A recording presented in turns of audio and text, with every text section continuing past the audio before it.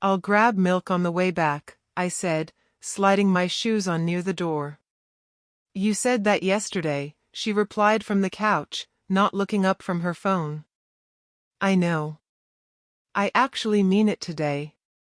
She smiled, quick and distracted. You always do. I laughed, because at the time, that felt true.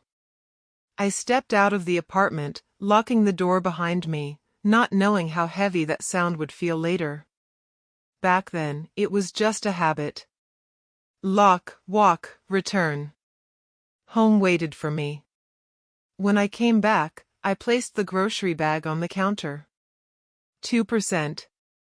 Your favorite. She glanced up. You remembered. I always remember, I said. She stood, kissed my cheek, and went back to scrolling. That was us. Small moments. Quiet routines. I thought those were proof of love. That apartment was my dream before it was ours. 2 bedrooms. Sunlight in the morning. A kitchen big enough for plans. I worked mornings at the warehouse and nights driving deliveries. When people asked how I managed, I'd say, it's temporary. I believed that. You don't have to kill yourself like this, Evan told me once, sitting at our tiny dining table. I shrugged. It's fine. Rent's paid. We're building something. He looked at her, then back at me. Just protect yourself, man. She laughed softly. You make me sound dangerous. I'm just saying, Evan replied, hands up. Love's great. Blind love isn't. I waved it off. You worry too much. Evan sighed. That's my job. Mr. Collins felt the same way about me, just in a different way. He was old school. Always wore pressed shirts. Always shook my hand. You're one of the good ones, he told me one afternoon after I dropped off rent early. I try, I said. You pay on time. You keep the place clean. That matters. She stood beside me, smiling sweetly. We take good care of it. He nodded. I can see that. When we signed the lease together, I didn't read every page.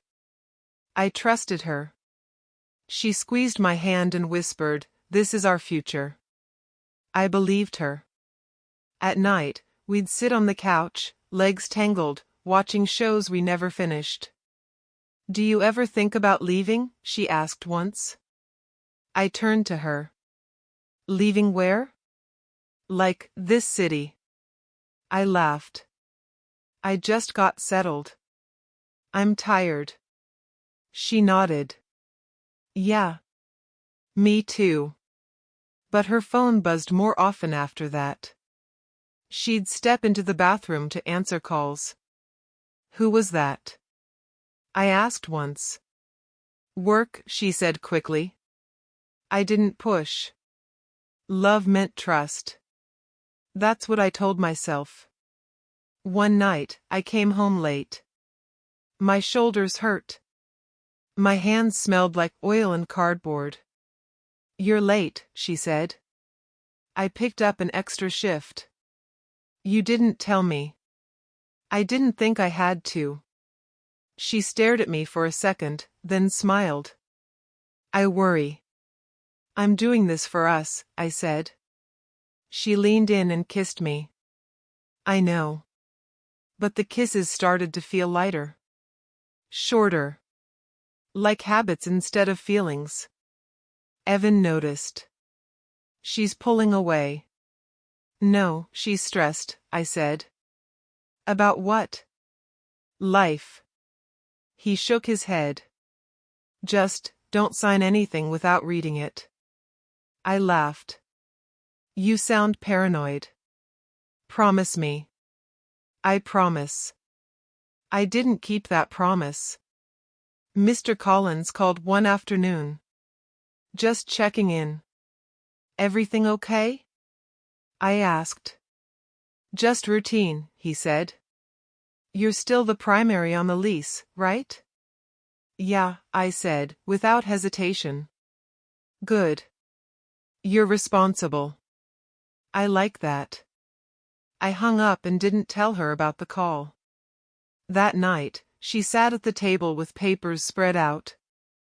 Can you sign this? She asked. What is it? Just something for work. Verification stuff. I glanced at the page. My name was already typed. You trust me, right? She said. I picked up the pen. Of course. She watched closely as I signed. Thank you, she said softly. I didn't notice how tight her smile was. Days passed. Weeks. I worked. She stayed home more. Her laughter faded. You're quiet lately, I said. I'm tired, she replied. From what? She hesitated. Everything. I nodded. We'll be okay. She looked at me then, really looked at me, like she was memorizing my face. Yeah, she said. We will. But she stopped saying we after that. Her phone buzzed again one night. She stepped onto the balcony. I followed quietly, stopping just short of the door. I can't talk now, she whispered. He's here. I stepped back before she saw me. When she came in, I pretended to sleep. Everything okay? I asked, eyes closed. Yeah, she said. Just work. I wanted to ask more. I didn't. That apartment still felt safe to me. Solid walls. Familiar smells. Our couch. Our bed. I believed in the life we were building inside those rooms. I believed love meant patience. I believed trust meant silence. I believed wrong. And I didn't know it yet, but that place I called ours was already slipping away from me. Why isn't the key turning? I muttered, twisting it again. Metal scraped. Nothing moved. I leaned closer to the door, tried slower this time. Come on. Still nothing. I stepped back and looked at the lock like it had betrayed me. Same door. Same number. Same hallway smell of old carpet and cleaning spray. My phone buzzed in my pocket. Her name. Hey, I said. Did you change the lock? Silence on the other end stretched too long. Why would you ask that? She finally said. Because my key doesn't work. Another pause. Then, calm. Too calm. Oh. Yeah. I meant to tell you. My chest tightened. Tell me what? That I switched it. I laughed, sharp and confused. Why? You don't live here anymore. The hallway felt smaller. What are you talking about? I think it's better this way, she said. Clean break. I pressed my forehead against the door. Open it. I can't. Why? Because this isn't your place. I pulled the phone away, stared at it, then brought it back. I pay the rent. I pay it now. That's not how this works. It is now. A door across the hall opened. Someone glanced at me, then looked away. My voice dropped. We need to talk. We already did. No, we didn't. I planned this, she said. 4 months. The word hit harder than any insult. Planned what? Taking control. I laughed again, but nothing was funny. You stole my apartment. I secured my future. I knocked on the door. Let me in. I boxed your things. My stomach turned. My things? They're outside. By the stairs. I turned slowly. Trash bags. Black plastic. My shirts. My shoes. My life, piled like garbage. You can't do this, I said. I already did. Open the door. I'm serious, she replied. Leave. I lowered my voice. Please. She exhaled. Don't make this harder. The call ended. I stood there, phone in my hand, staring at the door like it might change its mind. It didn't. I dragged the bags toward the stairwell. The plastic ripped. A photo frame slid out and cracked. Our photo. I left it there. Evan answered on the second ring. What's up? She locked me out. What? I'm serious. Where are you? Outside. I'm coming. Mr. Collins appeared at the end of the hall, keys in hand. Everything all right? No, I said. She changed the locks. He frowned. That's not permitted. She said it's her place now. He hesitated. She submitted new documents. My heart dropped. What documents? Lease adjustment. Signature matched yours. I shook my head. I didn't agree to that. He looked uncomfortable. Legally, it's processed. So I'm just done? I'm sorry, he said quietly. Evan arrived breathless. This is insane. She opened the door then. Just enough to see her face. Lena stood behind her, arms crossed. You're making a scene, she said. You ruined my life, I replied. Lena scoffed. Drama. Evan stepped forward. You used him. She smiled thinly. He let me. I stared at her. You said this was our future. And now it's mine. Mr. Collins cleared his throat. I'll leave you to it. Don't, I said. Please. He avoided my eyes and walked away. I picked up a bag. At least let me get my laptop. It's packed. My passport? Bag 3. My watch? She shrugged. Maybe. Evan clenched his jaw. You're heartless. She looked at me. You were weak. That hurt more than anything else. I loaded the bags into my car. My hands shook. Where are you going? Evan asked. I don't know. She closed the door behind her. The lock clicked. Loud. Final. I sat in the driver's seat, staring at the building. I trusted her. Evan nodded. I know. I slept in the car that night. Cold crept in through the windows. Every sound made me jump. My phone buzzed.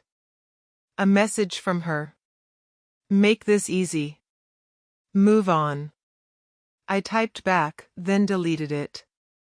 I looked up at the apartment windows. Lights on. My couch. My bed. That was the day I learned safety can vanish without warning. And I was standing outside my own life, holding trash bags, trying to understand how love turned into a locked door. Sit wherever you want, the man behind the desk said. Just don't block the hallway. I nodded and took the chair near the wall. It wobbled. Everything here wobbled. You knew? He asked. Yeah. Name? I hesitated. Does it matter? He looked at me for a second. Not really. I slept at the shelter that night. Or at least, I lay there pretending to sleep. The air smelled like sweat, bleach, and something sour I couldn't name. Rock bottom had a smell. I learned that fast. A man on the bunk below me cleared his throat. You keep sighing like that, you won't rest. I'm not trying to, I said. He laughed softly. First week? Is it that obvious? Yeah. My name's Marcus, he said. You look like you still think this is temporary. I stared at the ceiling. It is. That's what I said too. In the morning, I went to my car. The seat felt smaller than before. I checked my phone. No messages from her. Just notifications. Photos. Smiles. My apartment behind her like a trophy. I threw the phone onto the passenger seat. Unbelievable. Evan called while I was brushing my teeth at a gas station sink. How are you holding up? He asked. I'm fine. Don't lie. I'm not homeless, I snapped. I'm just displaced. Come stay with me. I don't want charity. It's not charity. It feels like it. Silence. Then, she's posting again. I know. She looks happy. Good for her. Evan sighed. Man, I'm worried. I said I'm fine. I hung up before he could say more. At work, my boss pulled me aside. You've been late. I know. You okay? Yeah. You sure? I nodded. I'll fix it. He didn't look convinced. That night at the shelter, Marcus offered me half a sandwich. I'm good, I said. Eat, he replied. Pride doesn't fill your stomach. I took it. Thanks. What happened to you? He asked.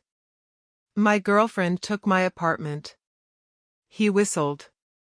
Cold. I trusted her. Never do that completely. I thought that's what love was. He smiled sadly.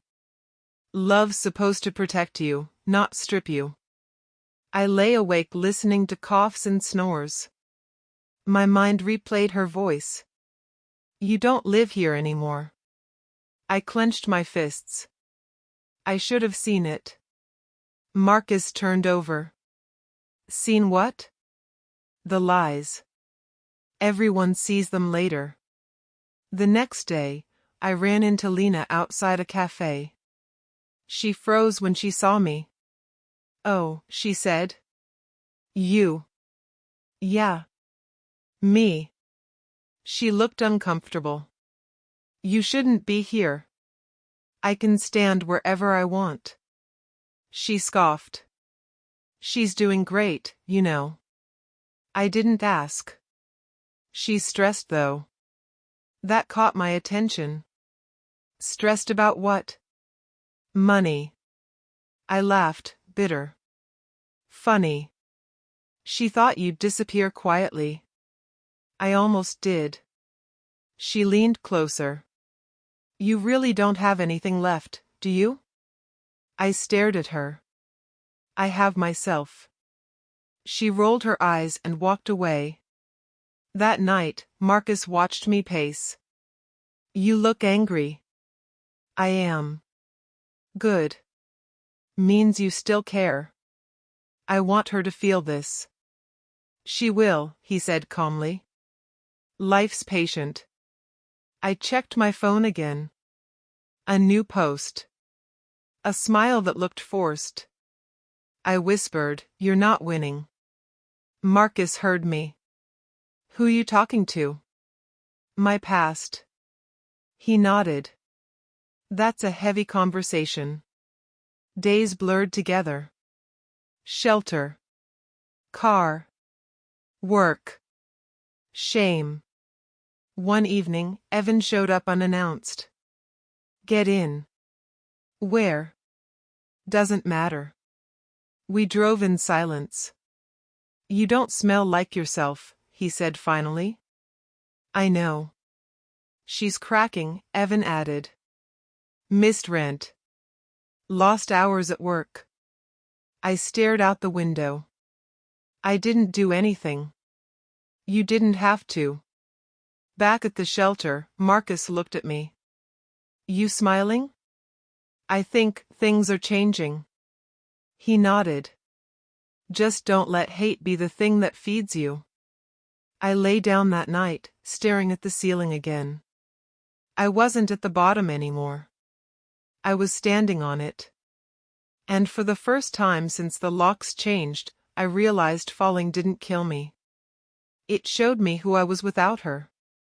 Sit wherever you want, the man behind the desk said. Just don't block the hallway. I nodded and took the chair near the wall. It wobbled. Everything here wobbled. You knew? He asked. Yeah. Name? I hesitated. Does it matter? He looked at me for a second. Not really. I slept at the shelter that night. Or at least, I lay there pretending to sleep. The air smelled like sweat, bleach, and something sour I couldn't name. Rock bottom had a smell. I learned that fast. A man on the bunk below me cleared his throat. You keep sighing like that, you won't rest. I'm not trying to, I said. He laughed softly. First week? Is it that obvious? Yeah. My name's Marcus, he said. You look like you still think this is temporary. I stared at the ceiling. It is. That's what I said too. In the morning, I went to my car. The seat felt smaller than before. I checked my phone. No messages from her. Just notifications. Photos. Smiles. My apartment behind her like a trophy. I threw the phone onto the passenger seat. Unbelievable. Evan called while I was brushing my teeth at a gas station sink. How are you holding up? He asked. I'm fine. Don't lie. I'm not homeless, I snapped. I'm just displaced. Come stay with me. I don't want charity. It's not charity. It feels like it. Silence. Then, she's posting again. I know. She looks happy. Good for her. Evan sighed. Man, I'm worried. I said I'm fine. I hung up before he could say more. At work, my boss pulled me aside. You've been late. I know. You okay? Yeah. You sure? I nodded. I'll fix it. He didn't look convinced. That night at the shelter, Marcus offered me half a sandwich. I'm good, I said. Eat, he replied. Pride doesn't fill your stomach. I took it. Thanks. What happened to you? He asked. My girlfriend took my apartment. He whistled. Cold. I trusted her. Never do that completely. I thought that's what love was. He smiled sadly. Love's supposed to protect you, not strip you. I lay awake listening to coughs and snores. My mind replayed her voice. You don't live here anymore. I clenched my fists. I should have seen it. Marcus turned over. Seen what? The lies. Everyone sees them later. The next day, I ran into Lena outside a cafe. She froze when she saw me. Oh, she said. You. Yeah. Me. She looked uncomfortable. You shouldn't be here. I can stand wherever I want. She scoffed. She's doing great, you know. I didn't ask. She's stressed though. That caught my attention. Stressed about what? Money. I laughed, bitter. Funny. She thought you'd disappear quietly. I almost did. She leaned closer. You really don't have anything left, do you? I stared at her. I have myself. She rolled her eyes and walked away. That night, Marcus watched me pace. You look angry. I am. Good. Means you still care. I want her to feel this. She will, he said calmly. Life's patient. I checked my phone again. A new post. A smile that looked forced. I whispered, "You're not winning." Marcus heard me. Who you talking to? My past. He nodded. That's a heavy conversation. Days blurred together. Shelter. Car. Work. Shame. One evening, Evan showed up unannounced. Get in. Where? Doesn't matter. We drove in silence. You don't smell like yourself, he said finally. I know. She's cracking, Evan added. Missed rent. Lost hours at work. I stared out the window. I didn't do anything. You didn't have to. Back at the shelter, Marcus looked at me. You smiling? I think things are changing. He nodded. Just don't let hate be the thing that feeds you.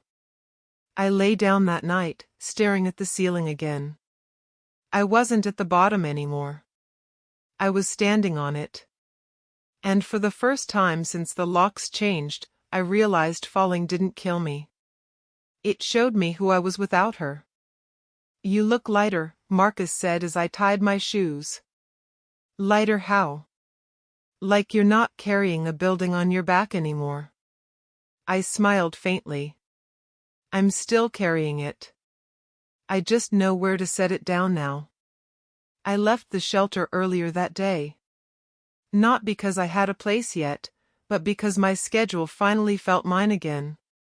Work stabilized. My boss stopped watching me like I might disappear. You're back, he said one morning. I never left, I replied. He nodded. Good. Evan met me for coffee after work. You heard anything? Nothing. That's not nothing, he said. Silence means pressure. I stirred my cup. I don't want updates about her. You sure? No, I admitted. But I need distance. He leaned back.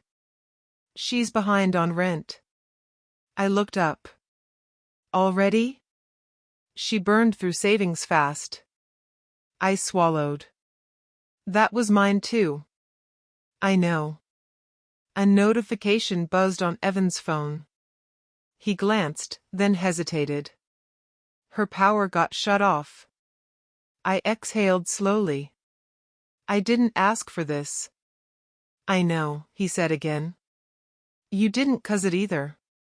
That night, I sat on the edge of my car seat, watching rain slide down the windshield. My phone buzzed. Unknown number. Hello? I answered. Silence. Breathing. Who is this? I asked. It's me, she said. My chest tightened. What do you want? I just needed to hear your voice. I laughed softly. That's not my problem anymore. You're cold. No, I replied. I'm tired. She sniffed. You're doing this on purpose. I'm doing nothing. You filed something, she said. I know you did. I followed the rules, I said. Something you forgot how to do. She raised her voice. I made one mistake. You made a plan, I replied. And plans have consequences. She hung up. Marcus listened as I told him. She reached out. She always would, he said. People hate losing control. Part of me feels guilty. That's because you have a conscience, he replied. Don't confuse that with responsibility. The next day, Lena cornered me outside my job. You think you're clever, she said. I'm not thinking about you at all. She's falling apart. That's not my job to fix. She loved you, Lena snapped. I stared at her. No. She used me. Lena scoffed. You're enjoying this. I shook my head. I'm healing. She walked away muttering. That night, Marcus asked, You still angry? Yes. Good. Just don't let it choose your future. I lay back, staring at the shelter ceiling. The smell didn't feel as heavy anymore. A week passed. Then another. Rita called. They reviewed the file. And? Transfers under investigation. I closed my eyes. Thank you. Stay patient, she said. These things take time. Patience was something I was learning the hard way. Evan texted me. She lost the apartment. I stared at the screen. My hands shook. Evicted? I typed. Notice posted today. I didn't reply. That evening, I parked near the old building. I didn't know why. I told myself curiosity. Truth was, I needed to see it. She sat on the curb, phone in her hands, face buried in her knees. I stayed in the car. Marcus's voice echoed in my head. Don't let hate feed you. I turned the engine off. Then on again. Then off. I didn't get out. Later, my phone buzzed. I have nowhere to go, she wrote. I stared at the message for a long time. I typed. Deleted. Typed again. I hope you find help. 3 dots appeared. Disappeared. That was it. Back at the shelter, Marcus watched me quietly. You okay? I think so. You don't look happy. I'm not, I said. But I'm not broken either. He nodded. That's growth. I filled out housing forms the next day. Small place. Cheap. Mine. Evan clapped me on the shoulder. Proud of you. I didn't win, I said. No, he replied. You survived. That night, I lay down, phone silent, mind calm for once. The cracks in her life spread because they were always there. I just stopped holding them together. And for the first time, I understood something clearly. Letting go wasn't weakness. It was the strongest thing I'd done since the locks changed. She called at 2:17 a.m. I stared at the screen until it stopped ringing. Then it rang again. What? I answered. Her voice cracked immediately. Please don't hang up. I didn't. I mean, don't this time. I leaned back against my car door. Say what you need to say. I messed up, she whispered. I closed my eyes. That's not new. I don't have anywhere to go. I stayed quiet. Can we meet? She asked. Just talk. Where? A diner. On 5th. I hesitated. Public. Yes. I agreed before I could rethink it. She was already there when I arrived, sitting in a corner booth. Her hair was messy. Her coat too thin. She looked smaller than I remembered. You look tired, she said. So do you. She tried to smile. Failed. Thank you for coming. I didn't come to save you, I replied. I know. The waitress approached. Coffee? Yes, she said quickly. Please. I shook my head. Just water.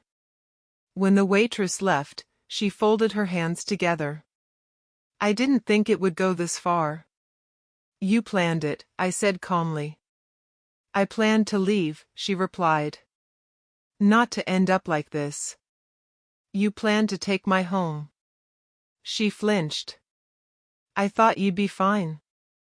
That's what you tell yourself when you don't want to feel guilty. She looked down.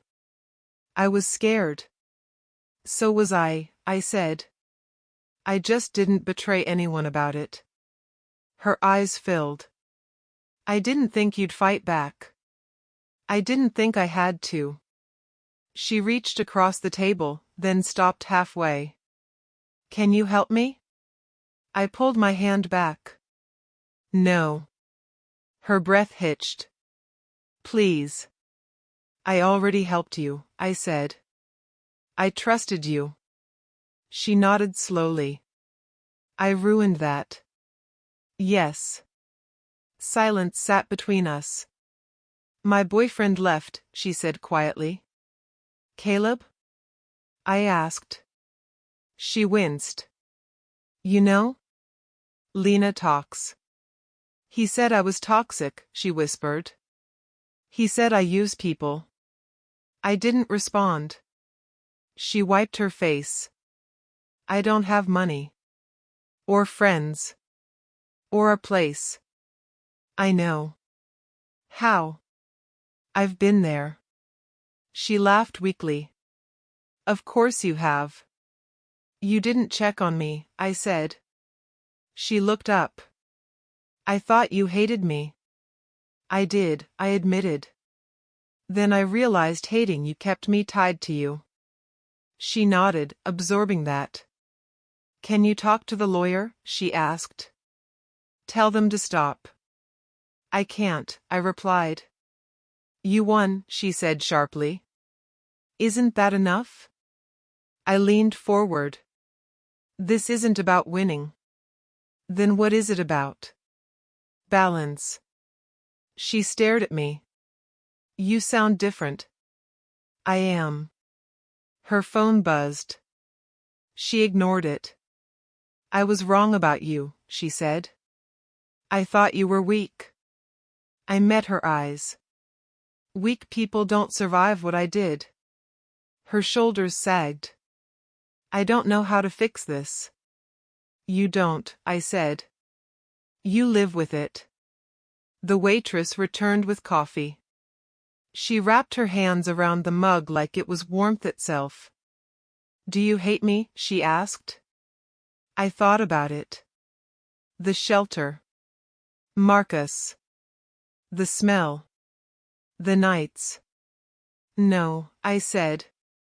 I don't trust you. That hurts worse. I know. She nodded slowly. Is there anything you can do? I stood. I can walk away. She grabbed my sleeve. Please. I gently pulled free. You'll survive. I did. Tears spilled over. I didn't think you'd let me fall. I didn't push you, I said. I just stopped catching you. She whispered my name as I turned. Outside, the night air felt cold and clean. Marcus was sitting in his usual spot when I returned to the shelter. You met her, he said. How do you know? You look heavier, he replied. But steadier. She asked for help. And? I said no. He nodded once. That's not cruelty. That's boundaries. I lay on my bunk, staring at the ceiling. My phone buzzed. I'm sorry, she texted. I didn't reply. Another message followed. I never thought you'd become this strong. I smiled sadly. Neither did I. Marcus turned over. You okay? I think I just closed a door. Some doors are meant to stay shut, he said. That night, I slept without dreaming. For the first time since everything fell apart, my chest didn't feel tight. She finally asked for help. And I finally understood that saving myself didn't mean drowning with her. It meant letting her face the water alone. I saw her by accident. That's what I told myself at first. I was driving back from a late shift, hands sore, mind quiet, when I noticed a familiar car parked under a flickering streetlight. One headlight was out. The windshield was fogged from the inside. I slowed down. Don't, I muttered to myself. I slowed anyway. She was curled in the driver's seat, knees pulled up, coat wrapped tight around her body. Her head rested against the window like it was the only thing keeping her upright. I parked across the street. I didn't get out. My phone buzzed. Evan. You busy? He asked. No. She's not doing well. I know. You saw her? Yes. He exhaled. What are you going to do? I don't know. Just don't disappear again, he said. From yourself. I ended the call and stared through the windshield. My chest felt tight, but not like before. This was different. This was quieter. Heavier. I remembered my first night in the car. How every sound felt like a threat. How the cold crept in slow and cruel. I whispered, this wasn't supposed to be you. Her phone lit up inside the car. She looked at it, then turned the screen face down. Her shoulders shook once. Then again. I thought about walking over. Knocking on the glass. Asking if she was okay. Marcus's voice filled my head. Don't confuse guilt with responsibility. I stayed where I was. A police car drove past slowly. I held my breath until it disappeared. Minutes passed. She leaned forward, resting her forehead on the steering wheel. I knew that posture. It was the same one I used when I didn't want anyone to see my face. Damn it, I whispered. I opened my door. Closed it again. I checked my phone. No messages. No excuses waiting for me. I stepped out of the car. The air was cold, sharp against my skin. Gravel crunched under my shoes as I crossed the street.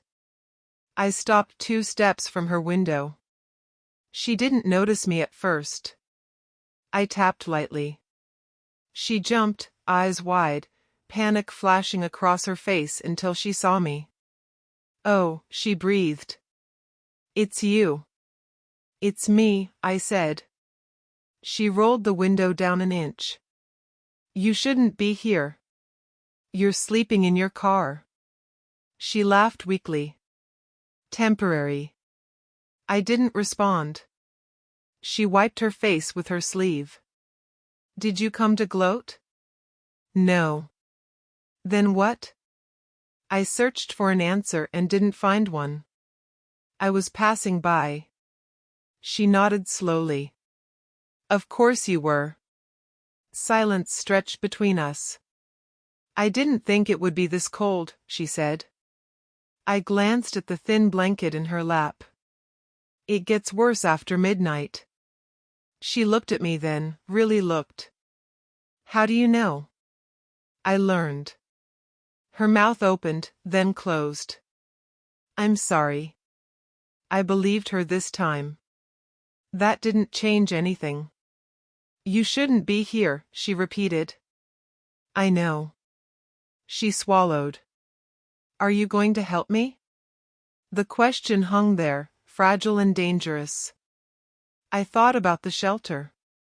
About Marcus giving me half his sandwich without asking for anything back. I thought about Evan's couch I refused because pride hurt less than dependence. I thought about her changing the locks. No, I said quietly.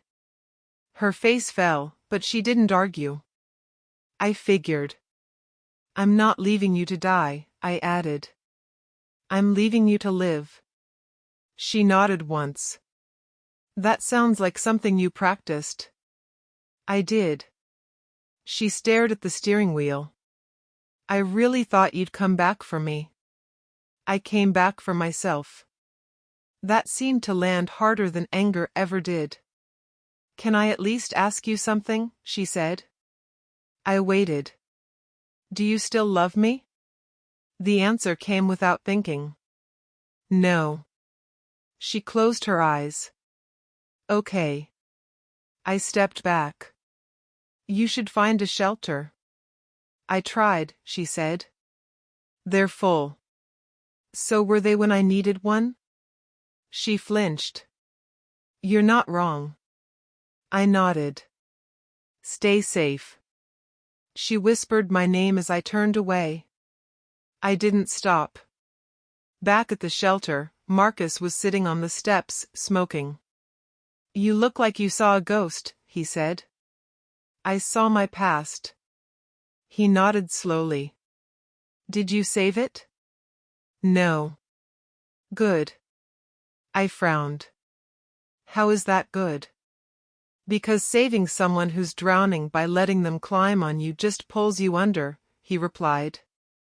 I sat beside him. It didn't feel good.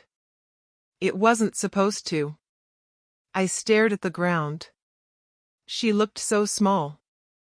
So did you, he said gently. And you made it. I lay on my bunk that night, staring at the ceiling, listening to the familiar sounds of the shelter.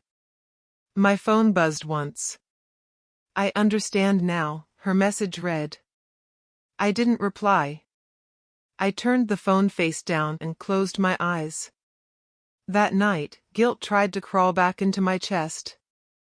I didn't let it stay. I reminded myself of the truth I'd earned the hard way. I didn't create her fall. I just stopped standing underneath it. And sometimes, the hardest kind of justice is walking away while someone learns how to stand on their own. The key was warm in my hand. I stood outside the door longer than I needed to, staring at the chipped paint, listening to footsteps echo down the hallway. This place wasn't much. One room. Thin walls. A window that looked out at a brick wall instead of the city. But it was mine. You gonna open it or frame it? Evan asked. I laughed softly. Just making sure it's real. He stepped back. Go on. The lock turned easily. That sound felt different this time. No fear. No doubt. I stepped inside and breathed out. Yeah. This works. Evan walked in behind me. I told you. Small doesn't mean nothing. I know, I said. It means manageable. We stood there in silence. You okay? He asked. I think I am. He nodded. That's new. I set my bag down on the floor. No couch. No table. Just space. I'll let you settle, Evan said. Call if you need anything. I will. When he left, the door clicked shut behind him. I didn't flinch. I sat on the floor with my back against the wall and closed my eyes. The room smelled like fresh paint and dust. No memories attached. No voices trapped in the corners. My phone buzzed. Mr. Collins. I stared at the name, then answered. Hello. I heard you found a place, he said. I did. I wanted to say. I should have checked those documents closer. I leaned my head back. You trusted the wrong person. So did you, he replied quietly. Yes, I said. But I paid for it. There was a pause. I'm sorry. I believed him. After the call, I lay back on the floor and stared at the ceiling. It had a crack running across it, like a thin scar. I smiled. Still standing. That night, Marcus texted me from the shelter. You get in? Yeah, I replied. Good, he wrote. Don't forget where you came from. I won't. The next morning, I woke up early. No alarms. No panic. I made coffee on a hot plate Evan lent me. Burned it. Drank it anyway. I checked my phone. No messages from her. No apologies waiting. That felt like progress. At work, my boss clapped me on the shoulder. You're solid again. I always was, I said. He smiled. That confidence suits you. Later, Evan and I sat on the curb outside my building. You ever think about her? He asked. Yes, I admitted. Just not the way I used to. Good. I don't wish her pain, I added. I just don't wish her access. He nodded. That's called boundaries. I laughed. I'm learning. That evening, I ran into Lena by accident. She stopped short when she saw me. You look fine, she said. I am. She's still struggling, Lena added, almost defensively. I figured. She talks about you a lot. I don't talk about her. That seemed to irritate her more than anger would have. You think you're better than her now? Lena snapped. No, I said calmly. I think I'm responsible for myself now. She scoffed and walked away. Back in my apartment, I sat on the floor again, this time with my back against the door. Power. I used to think power meant control. Having leverage. Winning. That wasn't it. Power felt quiet. It felt like not checking my phone every 5 minutes. It felt like sleeping without bracing for impact. My phone buzzed once. A message from her. I heard you moved out of the shelter. I stared at the screen. Good for you, she added. I typed back. Take care of yourself. That was all. No anger. No explanation. I put the phone down and stood up. I opened the window. Cold air rushed in. I welcomed it. I thought about Marcus, still at the shelter, still giving away half his sandwich like it was nothing. I thought about the man I was when I slept in my car, convinced I had lost everything. I hadn't lost myself. That was the part she never took. I lay down on the floor and laughed quietly. The sound echoed. For the first time, the silence didn't feel empty. It felt earned. I realized something then, something simple and heavy. Power isn't loud. It doesn't announce itself. It doesn't slam doors or change locks. Power is choosing peace when chaos begs for attention. It's knowing you can walk away and still stand tall. I turned off the light and lay there in the dark, listening to the hum of the building, the distant sound of traffic, the quiet rhythm of my own breathing. Tomorrow would come. And for once, I wasn't afraid of it.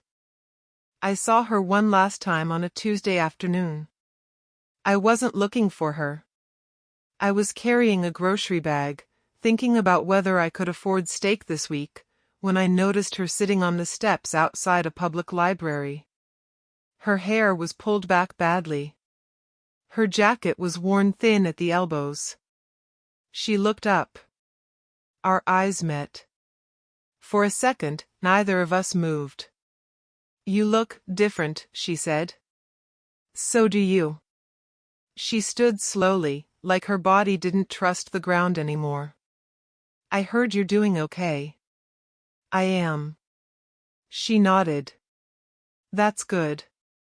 We stood there in silence, the kind that used to make me nervous. It didn't anymore. "I'm staying at a shelter now," she said. "On the other side of town." I didn't react. "I know." "You know?" "Marcus mentioned it." She tilted her head. "You still talk to him?" "Yes." She smiled faintly. "You always made friends with everyone." "I didn't," I replied. "I just listened." She looked down at her hands. "I didn't listen to you." "No," I said. "You didn't." Her shoulders sagged. "I replay it a lot. That day. The locks." I felt the memory rise, sharp and clear. I let it pass. "That was a choice," I said. "Not a mistake." She swallowed. "I know. I used to imagine this moment," I admitted. "I thought I'd feel satisfied." "And," she asked. "I just feel finished." That seemed to confuse her more than anger would have. "I wish I could fix it," she said. "You can't," I replied. "But you can learn from it." She nodded slowly. "I'm trying." I believed her. That didn't mean anything changed. "Do you ever think about what we were?" she asked. "Yes," I said honestly. "But I don't miss it." Her eyes filled, but she didn't cry. "I lost everything." "No," I said gently. "You lost control." She let out a shaky breath. "That feels like everything when you're used to having it." I picked up my grocery bag again. "I should go." "Of course," she said quickly. Then hesitated. "Can I ask you one last thing?" I waited. "Do you forgive me?" I thought about the nights in my car. The shelter smell. The way my hands shook signing forms that saved me. "Yes," I said.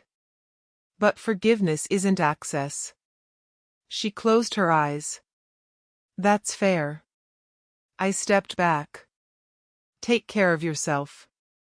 She nodded. "You too." I walked away without looking back.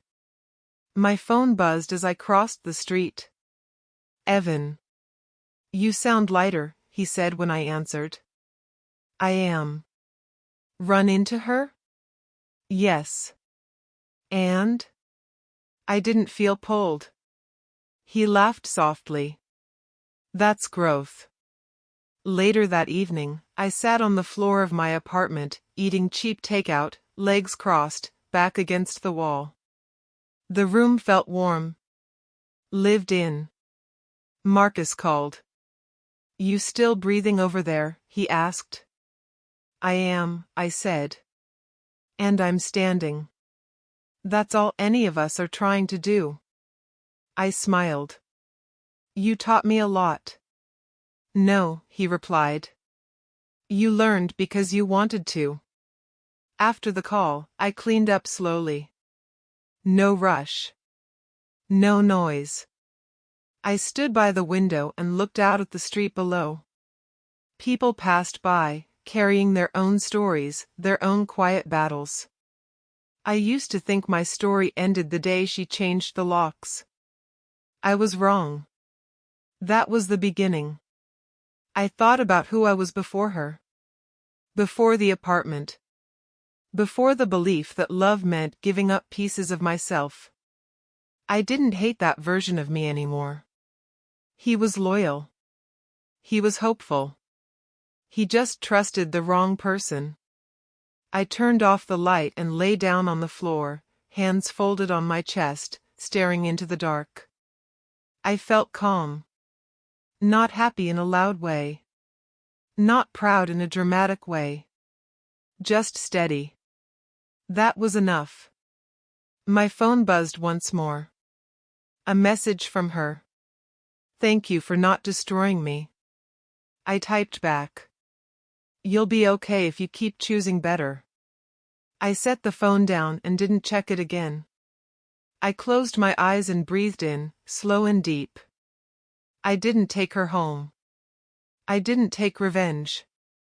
I took my life back. And that was the kind of ending no one could lock me out of.